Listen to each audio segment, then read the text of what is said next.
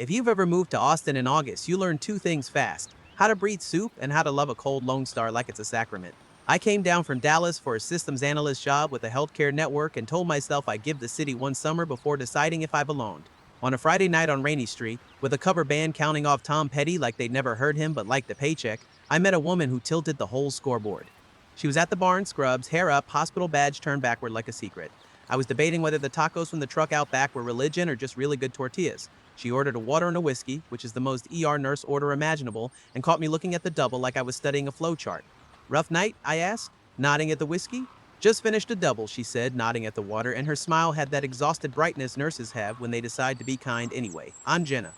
Tyler, I said, shaking her hand like we were two people negotiating terms in a room full of bad decisions. We didn't exchange numbers. We exchanged a joke about the band's drummer missing the backbeat, and then another about Austin traffic being its own weather pattern. When she stepped out to answer a call and came back with a face that said, "Don't ask," I didn't. I bought the next round and we swapped stories in the space that opens when two people are in the mood to be smarter than their day.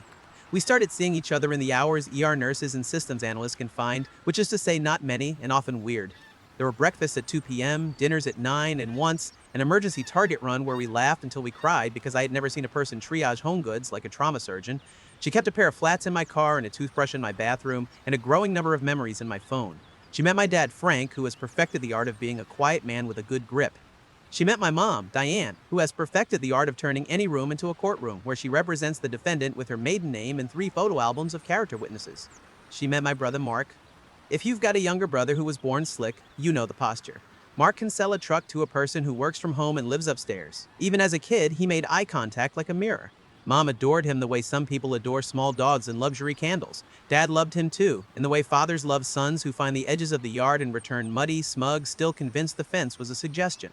The first time Jenna came to a family thing, Mom lit into hostess mode napkins, folded like she expected the mayor, and Mark did the thing he does when he meets any woman. He threw a smile, like free merch. Jenna smiled back politely, professionally, eyes sliding off him like rain. That should have been the end of the scene. Christmas happened, and the room remembered the old script. We were flipping through photos after dinner, a neighbor kid taking Polaroids because my mother thinks vintage counts as charm. One of Jenna and me popped out, our heads together, my tie loosening like it was tired of pretending, her grin wide, my arm around her like a gentleman who didn't want to let go. Mark saw the photo and froze like somebody had pulled his cord. He didn't look at me, he looked at Jenna. Then he laughed, but there wasn't any humor in it. "No way," he said, "you're kidding." Jenna's smile dimmed a notch. "What?" "You're her," he said, pointing the way toddlers point at planes. "We went out for like a month. You ghosted me." My stomach did a thing that wasn't jealousy so much as a rearrangement. Jenna didn't flinch. She put her hands palms up in her lap like evidence. "I went out with a guy named Mark from a dealership for a few weeks a couple of summers ago," she said. "I didn't ghost you. I told you this wasn't what I wanted. I didn't know you were Tyler's brother. I didn't know Tyler then." Mom made a noise that had always been labeled concern and often served as gasoline. "You dated my baby?" she said to Jenna, as if my brother's first name had certain rights attached. "We met," Jenna said, calm enough that I wanted to hold her hand and apologize for the air. "It was casual. It ended." Mark did the shrug laugh he uses when he feels someone slipping. "Casual to you," he said. "Okay, cool. Just funny my brother picked my ex. Austin's not that small." The room waited for me to do the thing I usually do. Smooth, diffuse, set a fire break with a joke. I didn't. I put the photo down and said, "I knew she dated a Mark in a polo. I didn't know it was you. This is awkward for you. It isn't complicated for me." Mom's face reassembled itself as righteousness. "You think that doesn't matter? Mark, honey, you don't have to sit here for this." She said it like she was doing him a favor and also giving the rest of us homework. "It's fine," Mark said, and to be fair, the temper that had once gotten him suspended in high school stayed in its sheath. "It's fine," he repeated, and stood so quickly his chair screeched. He kissed Mom's head as if that made the screech softer. He shook Dad's hand with a squeeze that said, "I know where I end, and you begin, even if I don't like it." He skipped me and marched out, his cologne lingering like a legal notice. Jenna looked at me. I looked at her. We are grown people who have dated other grown people. We didn't know each other a drama. On the drive home, she put her hand on the console, palm up. I put mine in it. "If that's going to be a thing," she said. "It's not a thing between us," I said. "It might be a thing with Mom, but we can handle Mom." "Can you?" she asked, and it wasn't doubt as much as data collection. "Watch me," I said, and she laughed because I sounded like a man who believed what he was saying. 4 months later, by a creek that refuses to stop being beautiful, I asked Jenna to marry me. Barton Creek was doing its Barton Creek thing, sunlight pulling off water like somebody had scripted it, hikers pretending not to eavesdrop, a dog shaking itself into a rainbow. I stumbled through a speech that had jokes first and honesty last because the truth is a thing I like to hand people gently, and then I got it together. You make my life bigger and calmer at the same time, I said, ring in pocket, blood in my ears. If you wanted to do boring things with me forever, I would die happy and also on time. She said yes the way Jenna says yes to shifts nobody else wants, which is to say, like she meant it all the way down. The ring wasn't from Walmart, it was a family stone from my grandmother, reset in a simple gold band because I have a complicated relationship with tradition and a simple one with meaning. We did the calls and the texts and the photos for the people who expect documentation. Frank hugged me and said, "You did good, son," and meant Jenna and also my speech. Diane looked at the ring and said, "It's delicate," which in Diane means she prefers diamonds, you can hear from the driveway. Mark texted late that night. It was short. "Congrats, man, she's great." I wrote back, "Thank you," and thought we could maybe be adults who keep their tongues in their mouths. For 2 months, he disappeared. No calls, no drop-ins, no casual updates from my mother about his sales numbers or his gym PRs or what he said about the new Whataburger. Peace is suspicious in families like mine. I should have been grateful. I was, and I wasn't. Then Diane called and said, in a voice that belonged to Sunday sauce and forgiveness, that Mark was hosting everyone at his place for pasta. He's been working on himself, she said. He wants to make things right. I asked what that meant. She said words that meant nothing. He misses his brother. He wants to celebrate your engagement. Frank said, when I brought it up to him later, if you go, go for yourself, which is how he tells me to keep one foot near the door. Mark rents a one-story off South First that looks like it's been flipped 3 times and is still trying to find itself. When we pulled up, Jenna squeezed my knee and said, "I'm fine," before I could ask. Inside, the place smelled like garlic and a candle that had to be called Tuscan something. He had laid the table with more pride than experience. Linen napkins, mismatched plates, knives on the wrong side, a vase of white grocery store flowers that had tried their best. "Look at you cooking," I said, because my therapist would have been proud. Diane supervised, Mark said, and the way he said our mother's name instead of mom was supposed to be a joke and landed more like a bracket. Diane floated through the kitchen like she owned the thin line between hostess and stage manager. She kissed Jenna's cheek with a crispness that felt like a handshake. "We've got pasta puttanesca," she said. "I used anchovies the way Giada does." "Mom," Mark said, "don't say that word in front of Tyler." "Puttanesca," she said, faux innocent. "Anchovies," he said, and winked at me the way he winks when he wants to buy time for something to arrive. Frank set down a bottle of red with the label at a polite angle and looked around like a man counting exits. My Aunt Kelly was there because when Diane says family dinner, she means if she's ever told someone they're like family, they count. Kelly's toddler was parked in a portable crib in the corner with a baby monitor on a shelf above it. The camera's small black eye stared at the room like it had opinions.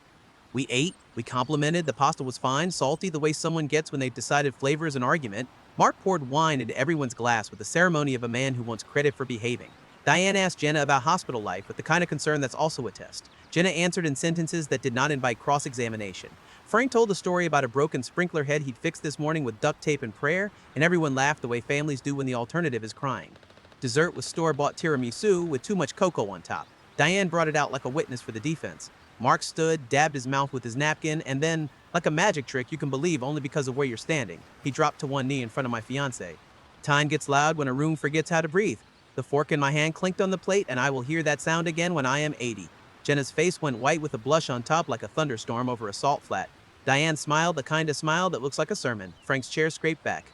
Mark pulled a ring box from his pocket. It was plastic, shiny in that way. Sheet things try. He popped it open, and the ring inside caught the light in a way that made me think of mall kiosks and a price tag that ends in .88. "Jenna," he said, and his voice had the tremble people borrow when they think the world owes them a moment, "I need to know. If you're with my brother to get back at me or because you couldn't have me, then say so. If you still love me, don't waste any more time. Prove it." Jenna sat very still. Not the stillness of a person flattered. The stillness of a person deciding between flight and fight. I stood up so fast my chair tipped. I didn't grab him. I didn't swing. I reached down and put my hand on his shoulder and squeezed. Not hard. Just enough to say this is real life and not the stage you built in your head. He shrugged me off like a gnat. "Get off, man," he said, eyes still on Jenna. "You're done," I said. "Let her answer," Diane snapped, sharp enough that the room flinched. "Don't control her." "Mom," Frank said, voice low, "enough." Jenna found her voice like she'd found it plenty of times in trauma bays where the first thing to bleed isn't always the wound you see. "Mark," she said, and his name in her mouth sounded like a diagnosis. "No." He blinked. "No, you won't say yes or no, you won't do this here?" "No," she repeated. "To everything you just did." He laughed and looked around like the audience had missed the setup. "It's a test," he said, as if that was generous. You pass, you don't, you don't." "It's not a test," Jenna said, standing now because sitting was too small for her spine. "It's a humiliating stunt." "Humiliating for who?" Diane said, eyes darting, building a closing argument in real time. "Maybe we should ask why you look so guilty." I stepped between Jenna and whatever my mother thought was going to happen next. "This is over," I said. Mark stood too, red creeping into his neck. You're insecure, Ty, he said softly, the way you place a knife gently on the table. If you were sure of her, you'd laugh. You think this is funny, I said. I think it's honest, he said, and smiled a salesman's smile, the one that cracks the minute you stop buying. Frank moved faster than I've ever seen him move. His arm slid between us in that dad way that redirects grown men as easily as toddlers. Walk outside, he told Mark, now. Mark looked to Diane the way a man looks to a GPS when the road's gone underwater. She stood, trembled with outrage. She was dressing as maternal fear. He has a right to know, she said. We all have a right to know. No one has a right to humiliate another person at their own table, Frank said, and you could hear the years in his mouth. Keys, outside. Mark tossed the ring box onto the table like a mic drop and stalked toward the door. It skittered, lid snapping shut, cheap little clack. Diane followed, whisper hissing in his ear in a way that would have been funny if we were in a sitcom with a laugh track. The room exhaled in pieces. My Aunt Kelly muttered, "What the hell?" which is English for thank God someone said it. The baby monitor on the shelf over the portable crib blinked its little green light, oblivious and recording. Jenna's hands were shaking. I took them, palms up, and we stood like that while my heart decided not to jump ship. Frank rubbed his forehead with 2 fingers like he could press sense into the space between his eyes. Stay, he said, looking at us. Sit, breathe. We sat, we breathed. The front door opened and closed. It opened and closed again. Voices in the driveway, the shrill of Diane's and the defensive thud of Mark's. 5 minutes stretched into 8.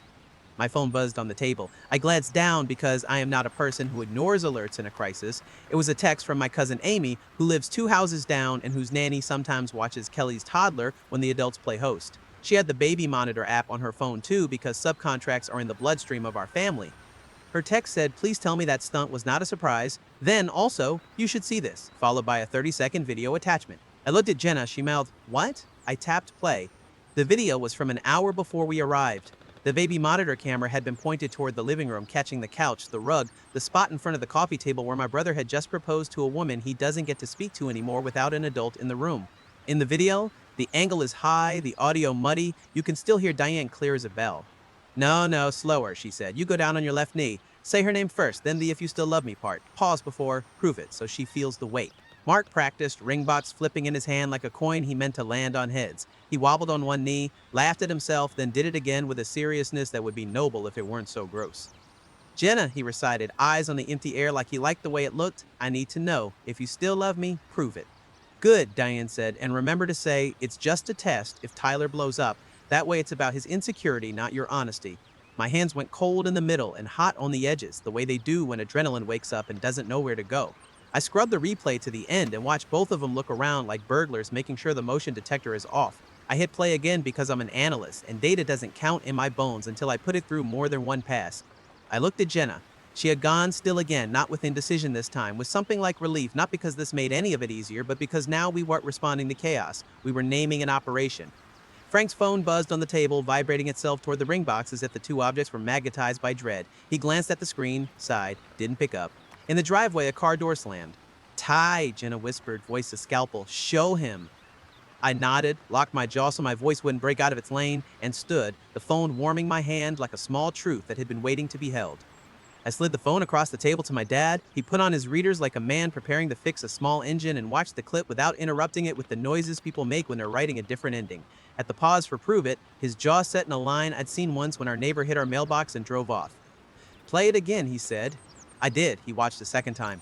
When it ended, he didn't hand my phone back. He stood, walked to the TV, and hit the little cast icon like a man who's taught himself enough technology to embarrass a teenager. The baby monitor video jumped onto the big screen, Diane's voice filling the room she tried to direct.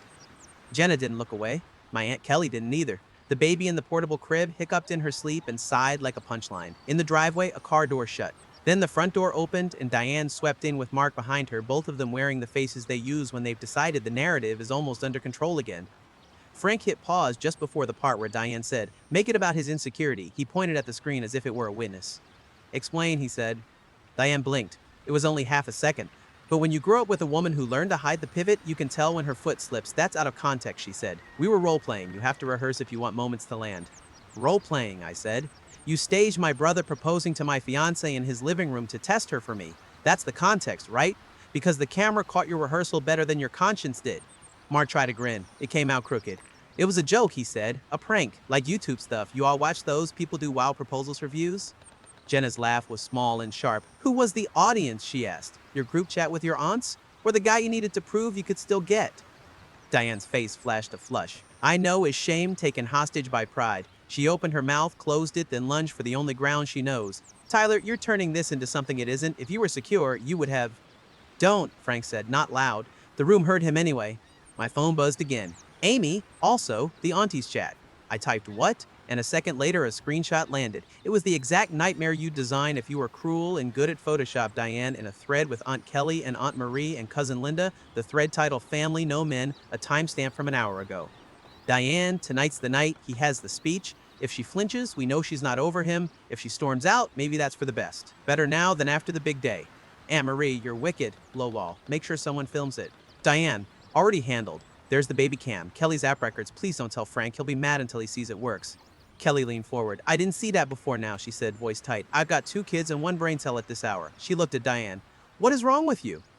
Don't take that tone, Diane snapped, and the show that had been aimed at me shifted where it always should have been, off me. Frank didn't throw the phone. He set it down the way you set a hot pan where it won't melt anything. He turned to Mark. What's in your pocket, he asked. Mark went reflexively defensive. Nothing. Empty your pockets, Frank said. All of them. Mark laughed. No! Frank held out his hand. Do it. Mark sighed, fed up, and pulled out his wallet, his keys, and, because the universe sometimes gifts you the prop you need, a crumpled receipt. It slid across the table to a stop against the ring box.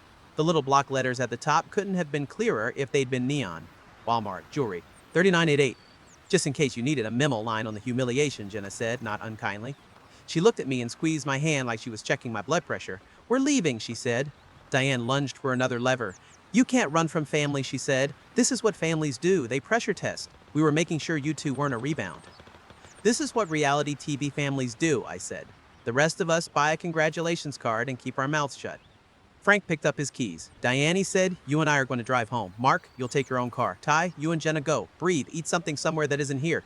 He looked at me like he was daring me to refuse the out he was handing. I nodded. I'm not stupid.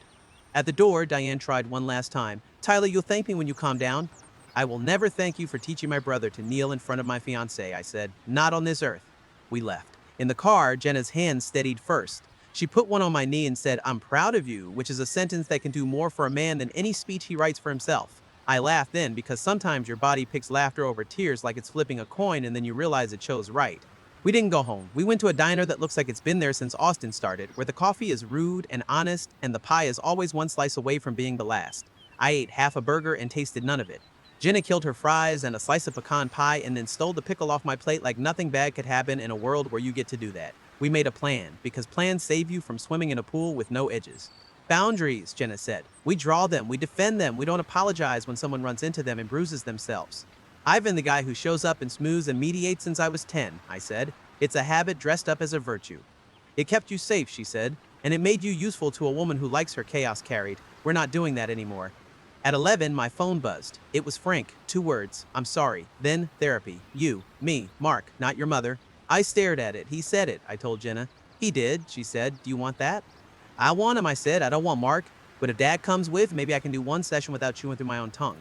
We slept badly and then decently and then like people who had done a hard thing. In the morning, I sent my dad 1 word. Yes. Diane did not accept boundaries the way people who handed you ring boxes in living rooms do not accept boundaries. 2 evenings later, around 9, she drove to our apartment with the kind of speed you can hear in footsteps. Jenna and I were folding laundry like a married couple who had learned rhythm. When the banging started, my first thought was that a neighbor was in trouble. My second was right. I checked the peephole and saw Diane's lipstick prints on the edge of the lens. I hit the door camera record on the app out of muscle memory I hadn't expected to be proud of. Tyler, she shouted through the door, open this right now. I am your mother. Jenna looked at me and raised her eyebrows. I shook my head. We didn't move. Diane knocked again, a fist you'd use on a stubborn vending machine. You are not going to ruin this family over a joke, she said louder now. Jenna, I know you're in there. You do not deserve my son if you can't take a little heat. Jenna's face was granite and grace. I let the phone roll and tapped the voice memo app with my other hand because redundancy is a friend. Diane, I said through the door, calm. You are not welcome at our home unannounced. You will leave now. If you do not, I will call Austin PD and ask for a trespass notice. You wouldn't dare, she snapped. I would, I said. And I'll show the officer the video from your baby monitor. Leave.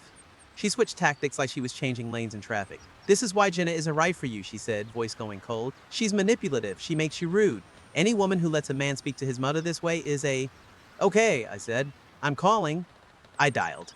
The dispatcher was all clipped warmth and questions. I answered them like an analyst reading off a clean report. The patrol car arrived in 7 minutes that felt like 20. The officer listened to my summary, watched 30 seconds of Diane through my door camera asking to be let in so she could explain my fiancé was a problem, and kept his face polite.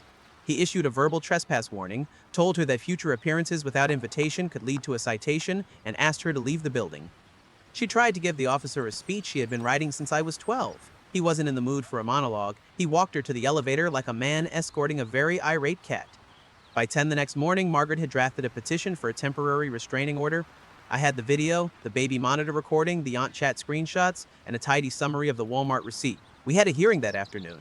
The judge looked at the evidence, asked me to speak like a person and not like a son using my outside voice, and then turned to Diane. "Do you contest?" she asked. Diane tried to pivot into the story about families and tests and how humor is cultural. The judge has heard jokes before. She signed the order, 90 days, no contact of any kind. Exchanges for family events to be coordinated through Frank, if at all. No coming within 200 feet of our address. She handed the copy to Diane's side of the table. Paper behaved. Mark texted that night, "Bro, I'm sorry. Mom got in my head. I just wanted to get clarity. We cool?" I stared at the screen until the words blurred and came back into focus as the same bad sentence. I wrote back a message that took me 3 tries to get as short as it needed to be. "We're not cool. You made a choice. I'm not your test subject. Do not contact Jenna. All communication about dad or logistics goes through him." He sent 3 more messages that read like a salesman trying different pitches when the customer won't buy a truck. I didn't answer. He stopped. Dad kept his word. He and I sat on a couch in a therapist's office that smelled like peppermint and printed worksheets. Mark sat in a chair to my right like someone who had been told to sit in a certain chair for reasons he didn't plan on learning. The therapist, a woman with kind eyes and a clipboard she used like a magician's wand, asked us questions that sounded too simple to work. She asked about childhood, she asked about my role, she asked about how often I felt responsible for other people's moods. "Always," I said, startling myself at how fast the word came out. "That must be exhausting," she said. "I called it being a good son and a good brother," I said. Exhausting didn't fit into that sentence. Mark took one run at a non-apology. "I was just trying to see if she was legit," he said. "We've all seen women who—" "Say that sentence again," the therapist said, "and this time only describe yourself." "I wanted to see if she would leave Tyler for me," he said, and blinked like the light hurt. "I wanted to win." "Thank you," the therapist said. "That is the beginning of honesty." Dad cleared his throat. "We're not doing teams anymore," he said. "We do respect or we do silence. Those are the 2 options in this family." Mark didn't like the menu. He sulked. He looked at the therapist to see if she would rescue him with the 3rd option, something like exception. She didn't. We finished the hour with homework. Mark didn't do his. I did mine like a student who still believes gold stars can fix a thing. Dad kept coming with me even when Mark didn't, and we talked about the mailbox and the Christmas with the photo and about who does the dishes after a family dinner because responsibility is a muscle you can train late if you want. Diane did not go to therapy. She called Frank's phone twice a day with the cadence of a person who thinks persistence is persuasion. He started letting him go to voicemail and only listening after he'd had dinner. I wasn't in their marriage. I didn't want to become the man who narrates his parents' fights. I watched my dad try to stand on a new line and, for the most part, keep his balance. When the wedding planner called to set a tasting with the venue in Driftwood, my chest tightened like the air had gotten smaller. I could picture the head table, and I could picture the empty chairs as clearly as the filled ones. "Let's move it," Jenna said, reading my face the way she reads vitals. "Let's pick a place that doesn't make us sigh." We booked a smaller venue in San Antonio, the Hill Country, without the complication. We cut the guest list with a knife so sharp nobody felt it until the paper didn't have their name on it. We invited my dad, we invited Aunt Kelly, we invited Amy, because if someone texts you the baby monitor video that saved you from a year of gaslighting, they get a seat and extra cake. We did not invite Mark. We did not invite the aunties who had thought Lololo belonged in the thread where my life was a plot twist. I called Frank myself. "I want you there," I said, "but I'm not walking your wife through my vows." He took a long breath. "I understand," he said. "She won't come. I'll be there." "You sure?" I asked, because asking a man to pick between his son and his marriage is not a thing I wanted to be doing with a beer in my hand on a Wednesday. "I can love you and tell your mother no," he said. "It's new. I'm tired. I will do it." He came. He wore a suit he hadn't worn since a funeral and a smile he hadn't worn in years. He walked Jenna down the last 3 steps to the aisle because her dad had passed and we had decided we didn't need to pretend those steps belonged to a ghost. He squeezed my shoulder when I couldn't find the second sentence of my vows. He cried openly when Jenna said, "I choose you in boring and in emergency," and then laughed at himself and nobody teased him because that was sacred. San Antonio air is kinder than Austin's in late spring. The Oaks listened. The sky minded its business. We said yes without anyone kneeling who shouldn't. There were no tests. There was pie. After the wedding, Diane sent a card that said, "Congratulations," in a font trying too hard, and a note inside that read, "I hope one day you understand why I did what I did. Love, Mom." I put in a drawer where paper goes when it wants to feel important, and I don't want to throw it away because people will ask me later if I ever got one. We had a reception back in Austin for the people who couldn't make the drive. Frank came late and left early. He didn't drink because he was driving. He didn't bring Diane because we hadn't invited her, and because he was beginning to understand that neutrality looks like not adding gasoline to barbecues. He danced one song with Jenna, an old Otis Redding tune, and then sat and watched the kids run under the strings of lights like happiness had rented the yard for the night. People ask me, sometimes in comments, sometimes in DMs, if I forgave my mother. The answer is that forgiveness is not an open bar. It's a specific drink offered at a specific time when both parties agree the last round almost killed somebody. I have not forgiven her for rehearsing my humiliation and calling it love. I have forgiven myself for believing I had to be the person who made everybody comfortable while they lit my life on fire.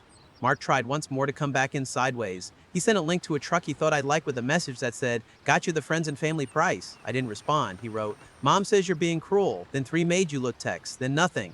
Jenna and I drove to San Antonio for a weekend the month after the wedding and sat by the river and ate breakfast tacos and talked about dogs.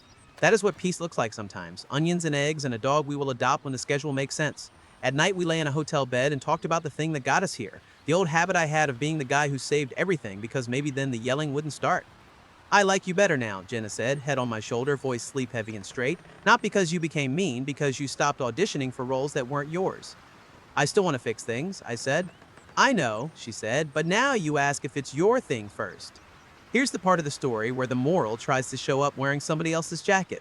I'm not giving you a sermon, I'm giving you the receipts. If someone tells you family is a reason to accept humiliation, understand they are telling you their definition of family, not the one you have to live inside. If someone says it's just a test, they are warning you they will fail it and call that your fault. If someone kneels in front of your person because they want to win, stand up. If you spent your life being the older brother who cleans up the mess, you are allowed to retire. You can love your people without being the floor they walk on when they stage their little plays. So what would you do if you were me? Would you forgive a joke like that or cut ties and keep them cut? Tell me in the comments. Hit like if you stuck around for the baby monitor twist, and subscribe if you want more real-life family dramas where boundaries beat family peace every time. In the next video, I'll tell you how the protective order ended and whether therapy stuck for the men in my family who finally found their voices.